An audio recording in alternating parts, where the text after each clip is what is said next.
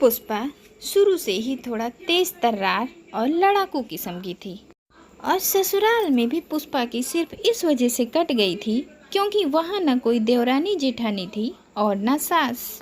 ऐसे ही समय गुजरने लगता है और पुष्पा का बेटा पिंकू सयाना हो जाता है।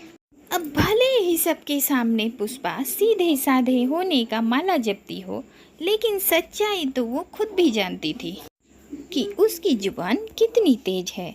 इसलिए उसने अपने मन में सोचा कि वह अपने घर में एक सीधी साधी बहू लाएगी ताकि घर में सुख शांति का माहौल बना रहे, ताकि अगर किसी बात पर पुष्पा को गुस्सा आ भी जाए तो बहू चुप रहकर कम से कम झगड़े को आगे तो न बढ़ाए।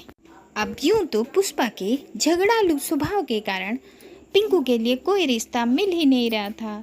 अगर कोई रिश्ता आ भी जाता तो पुष्पा उसे एक के बाद एक रिजेक्ट करती चली जाती। फिर एक दिन उसे अपनी सहेली मीना की लड़की मंदिर में मिलती है। अरे बेटा, तुम तो मीना की लड़की हो ना? जी आंटी जी, पर आप मुझे कैसे जानती हैं?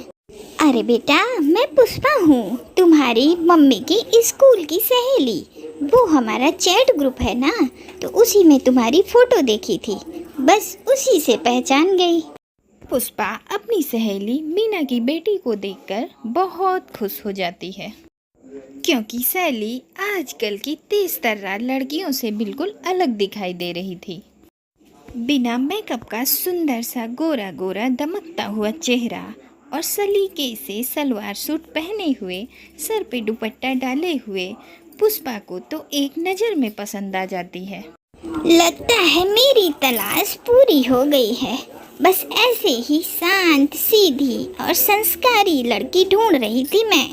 अब मंदिर से सीधे पुष्पा घर जाती है और घर पहुंचते ही पुष्पा अपनी सहेली मीना को फोन लगाती है और बातों बातों में अपनी इच्छा जाहिर कर देती है। अरे पुष्पा, ये तो बहुत अच्छी बात है कि तुझे सहेली पसंद आ गई। हम भी उसके लिए लड़का देख ही रहे थे। चल, अब मेरी भी चिंता कम हो गई। अब मैं सहेली के पापा से और सहेली से बात करके तुझे बताती हूँ। दोनों परिवारों में बातें होती हैं और जल्द ही पिंकू का रिश्ता सैली से हो जाता है। फिर एक दिन वो भी आ जाता है कि दोनों की धूमधाम से शादी हो जाती है और सैली अपनी ससुराल आ जाती है। शादी के कुछ दिन बाद मम्मी, मेरी सहेलियाँ बहुत दिन से पीछे पड़ी हैं कि भाभी से कब मिलवाओगी, भाभी से कब मिलवाओगी। अगर आप लोग कहो तो कल बुला लूँ उनको। अरे तो इसमें इतना सोचने वाली कौन सी बात है, बुला लेना। अरे सैली बेटा, तू इनकी सहेलियों के लिए कुछ अच्छा सा चाय नाश्ता बना लेना, ठीक है? अरे मम्मी जी, आजकल मेहमानों के लिए भला घर में नाश्ता कौन बनाता है, तुम चिंता मत करो। पिंकी, मैं अच्छा सा नाश्ता तुम्हारी सहेलियों के लिए ऑर्डर कर दूंगी, ठीक है? वो सब आप देख लो भाभी, मुझे नहीं मालूम। बस आप एकदम अच्छे से रेडी होकर बढ़िया सा तैयारी कर देना बस। फिर अगले दिन शाम को पिंकी की सहेलियां घर आती हैं और सैली सबको चाय नाश्ता देकर कमरे में चली जाती है। पिंकी, तुम्हारी भाभी का नाम सैली है ना? ये कौन सा विस्फोटक पदार्थ उठा लाए तुम्हारे भैया? अरे सैली मेरे साथ कॉलेज में थी। अरे ये तो बहुत झगड़ालू लड़की है, शायद इसी वजह से कॉलेज में इससे कोई बात भी नहीं करता था और शायद इसी वजह से इसके रिश्ते भी नहीं आते थे। क्या बात कर रही हो यार, मेरी भाभी वैसी बिल्कुल नहीं है, तुम्हें ना कोई गलतफहमी हुई है।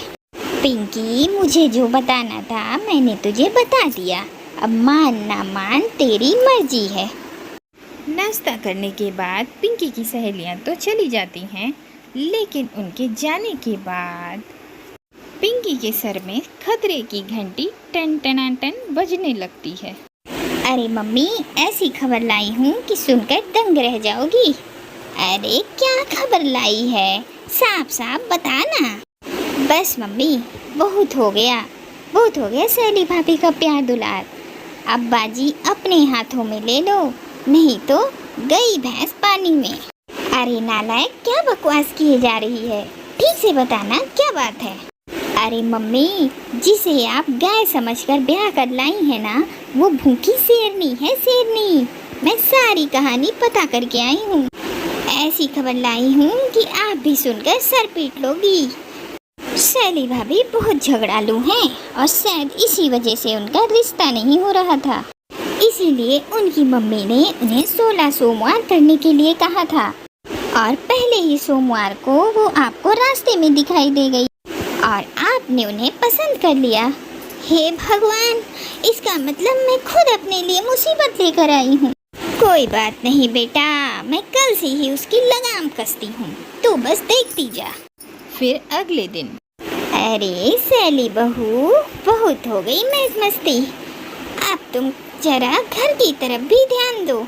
मैं कुछ बोल नहीं रही हूँ तो देख तो रही हूँ ना कि तुम घर को बिल्कुल ध्यान नहीं देती।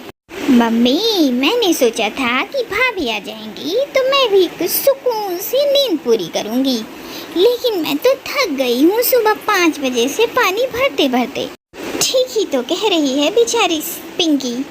सैली, कल से अब तुम सुबह 5 बजे उठकर पानी भरोगी।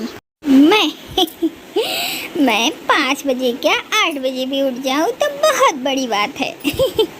मम्मी जी, सुबह उठना मेरे बस का काम नहीं है। देखो तो कैसे दांत दिखा रही है सास के सामने। अरे कैसे नहीं उठ पाओगी? उठना तो पड़ेगा ही, जिम्मेदारी तो उठानी ही पड़ेगी। मैंने कह दिया तो कह दिया बस। माँ जी, आप एक काम करो, घर में पानी की बोतल लगवा लो। मैं ये जुग की छाप की तरह सुबह उठकर पानी तो नहीं भरने वाली। अब पुष्पा की सब्र का बांध टूट गया। अगर ऐसा है तो जा अपने मायके और समरसीबल के पैसे लेकर आ। तू पैसे लेकर आएगी तो मैं लगवा दूंगी समरसीबल। आपने मेरे मायके को बीच में लाने की हिम्मत कैसे हुई? पिंकू, अपनी माँ को समझा देना, अगर आज के बाद किसी भी बात में मेरे मायके को बीच में लाने की कोशिश की तो अच्छा नहीं होगा। हाँ अच्छा, मैं भी तो सुनूं तू क्या कर लेगी। अगर तुझे पानी चाहिए तो सुबह उठकर 5 बजे पानी भरना पड़ेगा, नहीं तो अपने नहाने धोने का इंतजाम तुम खुद कर लेना। सास की बात सुनकर सैली सर पटक कर पैर पटक कर अपने कमरे में चली जाती है। पिंकू, अब आपकी शादी हो चुकी है, क्या मम्मी के ही पिंकू बनकर रहोगे या पत्नी के पति भी बनकर दिखाओगे? क्या मतलब है तुम्हारा? अरे अभी तक बहुत मम्मी मम्मी कर लिया। अरे पत्नी के हक में आवाज उठाना कब सीखोगे तुम? तुम्हारे सामने तुम्हारी मम्मी ने मुझे इतनी सारी बातें सुना दी और तुम चुपचाप तमाशा देखते रहे। देखो सैली, तुम ना मुझे इन सब विवादों से दूर ही रखो। तुम सास बहू के झगड़े में मैं अपना सर खपाना नहीं चाहता। सैली को साफ साफ जवाब देकर पिंकू वहाँ से चला जाता है। लेकिन ये आखिरी लड़ाई नहीं थी, जंग तो अभी शुरू होनी बाकी थी। पुष्पा को लगा था कि उसकी बात मानकर सैली सुबह 5 बजे उठ जाएगी और पानी भरने लगेगी, लेकिन इसका उल्टा सैली सुबह 8 बजे तक सोती रही। पिंकी, तू देख रही है ना इसकी बदतमीजी?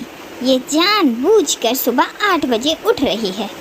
ठीक है, मैं भी देखती हूँ। अब जैसे ही ये बाथरूम में नहाने जाएगी तो ऊपर जाकर टैंक का पानी बंद कर देना। देखती हूँ कैसे नहाती है आज। पिंकी बिल्कुल ऐसा ही करती है। सैली जब बाथरूम में नहाने जाती है तो वह देखती है कि बाथरूम में तो पानी ही नहीं आ रहा। वो समझ जाती है कि ये सब उसकी सास पुष्पा का किया धरा है, इसलिए वह चुपचाप अपने पति को फ़ोन करके टैंक की सप्लाई चालू करवा लेती है और नहा धोकर बाथरूम से बाहर आ जाती है। लगता है मम्मी जी को समझाना पड़ेगा कि मुझसे पंगा लेकर वो ठीक नहीं कर रही है। सैली किसी से कुछ कहे बिना रसोई में जाकर खाना बनाने लगती है। देखा पिंकी, निकल ही गई ना सारी हेकड़ी इसकी। अब देखना तू ये कैसे भाग भाग के काम करती है। पुष्पा और पिंकी मन ही मन अपनी जीत पर खुश हो रही थी। बेटा पिंकी, 2 बज रहे हैं, खाना अभी तक नहीं बना क्या? जाकर देख तो सही क्या हुआ।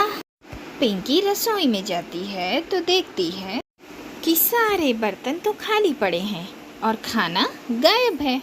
अरे मम्मी, रसोई में तो खाना है ही नहीं, खाना गायब है। ये सैली भाभी ने न जाने खाना कहाँ रख दिया। तभी सैली वहाँ आती है। क्या हुआ, खाना ढूंढ रही हो? अब जैसे तुमने पानी भरा तो खुद ही यूज करके ख़त्म कर दिया, वैसे ही मैंने खाना बनाया तो मैंने सोचा मैं ही खा लेती हूँ और आप लोगों के लिए नहीं बचाया। आप सैली की बात सुनकर ननंद पिंकी का माथा ठनक जाता है। अब आपको क्या लगता है कि ऐसी लड़ाकू सास बहू और ननंद एक छत के नीचे रह सकती हैं या रहेंगी दोनों अलग अलग? जानने के लिए देखिए इसका अगला एपिसोड।